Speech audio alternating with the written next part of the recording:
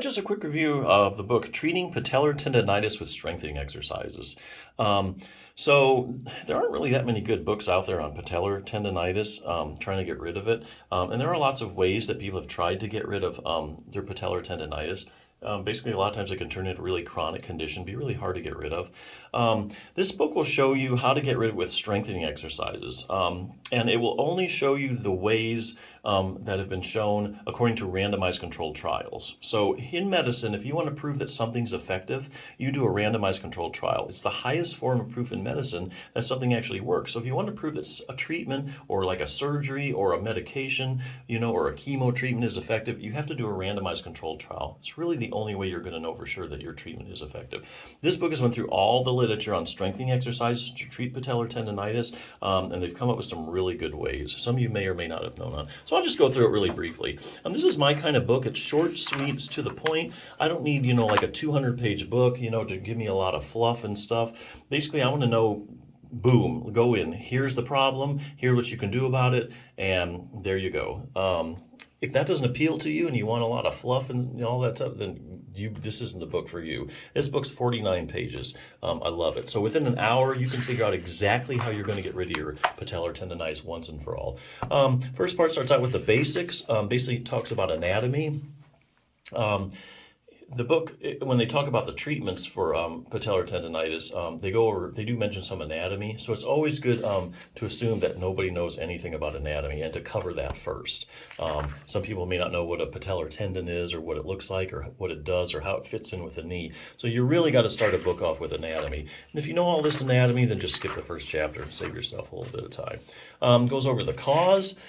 Interesting thing, what the microscope tells us about patellar tendinitis. Now, you say patellar tendinitis, so itis usually denotes inflammation, kind of like plantar fasciitis. So how do you know if there's really inflammation in there? The only way you can really know that there's inflammation is if you do, the gold standard is doing like a biopsy study. So that's where, say you take, 100 people with patellar tendinitis, you take a little piece of their patellar tendon out, you look at it under a microscope and you look for cells that are indicative of inflammation. So if there's a lot of inflammation going on in there, you're going to see these cells, these inflammatory cells. If there isn't, you're not going to see any. This book actually went through the whole literature, compiled a list of all this biopsy studies, and guess what? They don't find any inflammatory cells. So, hate to burst everybody's bubble, but there's actually no inflammation involved when it comes to patellar tendinitis. What do they find? They do find a lot of cells that are indicative of failed tendon healing. In other words, this is a tendon that's been, overused and is trying to recover, is trying to organize its collagen fibers, that kind of stuff. Not a lot of inflammation.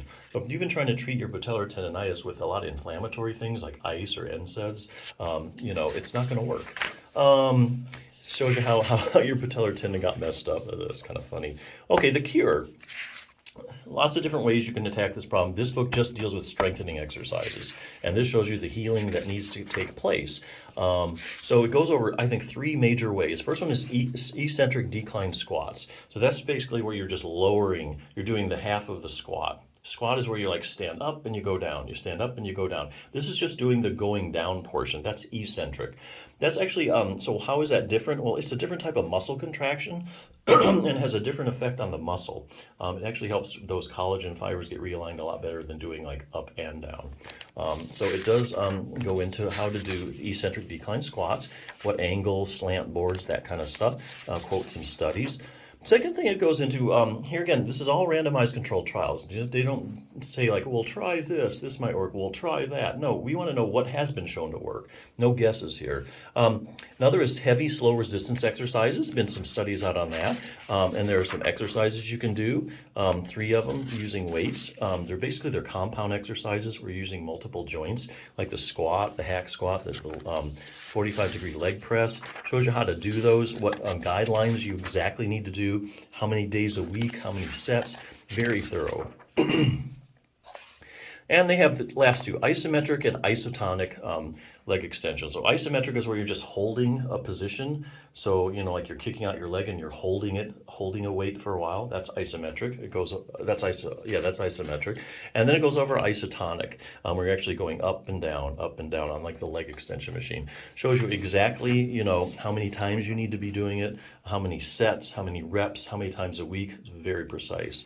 But I got to tell you, after looking at this, there's 4 choices, but honestly, check this out. Isometric leg extensions. So you're going to be doing this 45 seconds, spend 45 seconds, 5 reps. This is isometric now, where you're holding it out. Take you around 4 minutes, you rest in between. So you're talking 10 minutes a day. And you're doing this 4 sessions a week on the days that are convenient. So there's no strict workout schedule. So that's really your best bet here. But there's other ways of attacking the problem. That's really not bad. You spending 10 minutes a day, 4 days a week that are convenient for you, you can get rid of your patellar tendinitis. Got to use these exact guidelines though. So yeah, hey, if you want to get rid of it, and you want to try strengthening exercises, which has been proven, I think this is definitely a great resource. So check it out.